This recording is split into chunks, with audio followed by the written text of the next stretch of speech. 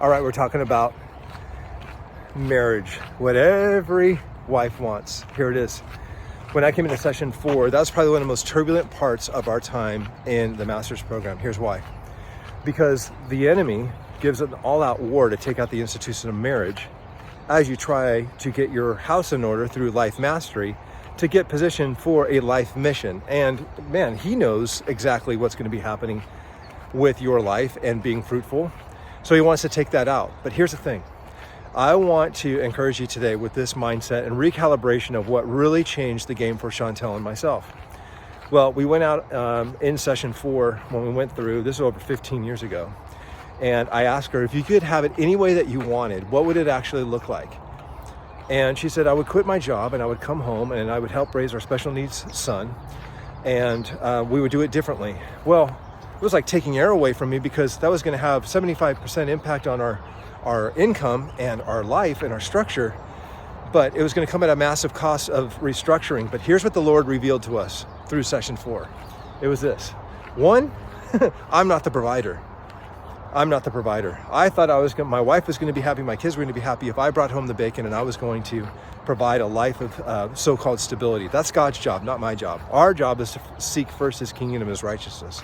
So for me as a man, my job is to pursue the dreams and the masterpiece of my marriage, and then wrapping our kids around that so that they can have something to follow.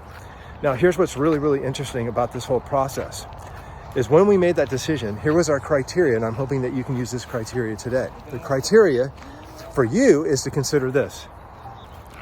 We make our decisions now as a family and our marriage based on the quality of life we're going to have, number 1, but here are the 2 biggest. How productive are we going to be in this lifetime? And then how much fruit are we going to bear? How fruitful will our marriage and our family be as a result of making this choice? And so when we made those choices to restructure and put God's priorities first, everything else adapted it. Because here's why. The story of one of my good friends, this was a long time ago, but I was riding in a car with him, or with his wife and his kids. They were giving me a ride at the airport. And I said, so how are things going? And she says, I'm not his number 1 client. And that just stung. I'm like, dude, I never want to hear that ever again. I never want to hear that from my wife. Holy smokes, that stung. Not his number 1 client. Well, here's what we found takes place with the stories in TMP. Guys will typically make career and their job their love affair, their mistress. And they have an adulterous affair with their mistress of career, thinking that they're going to be a great provider. And what has happened to the wife? Here's what's happened to the wife. The wife's been left with holding the bag of running a bed and breakfast. That's your children, your kids. And her dreams have been put aside.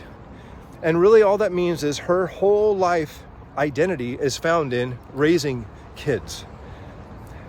I had to change that for Chantel.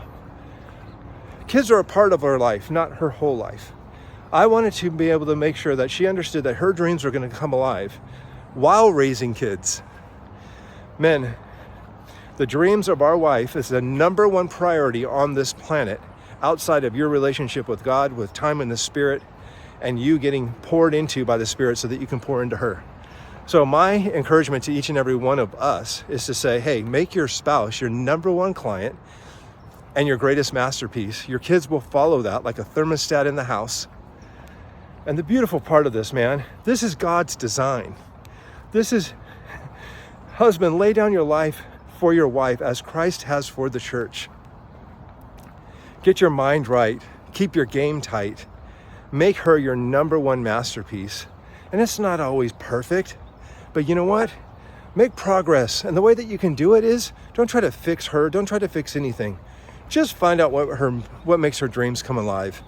And if we did this, you think about how much concentration that you've put on finding out what your client wants and what your client needs in your business.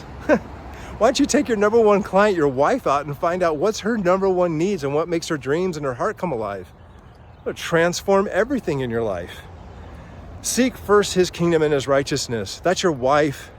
That's the priorities on earth, is your marriage. So number 1 priority on earth. If it gets fractured, everything else is going to start to crumble. But seek first his kingdom and his righteousness, and everything else will be brought unto you. So I took up the Lord on his offer. Hey, you're going to take care of the business. You're going to do business development. You're going to do sales. You're going to take care of outcomes. I'm going to focus on that greatest gift that you gave me is my spouse here on earth.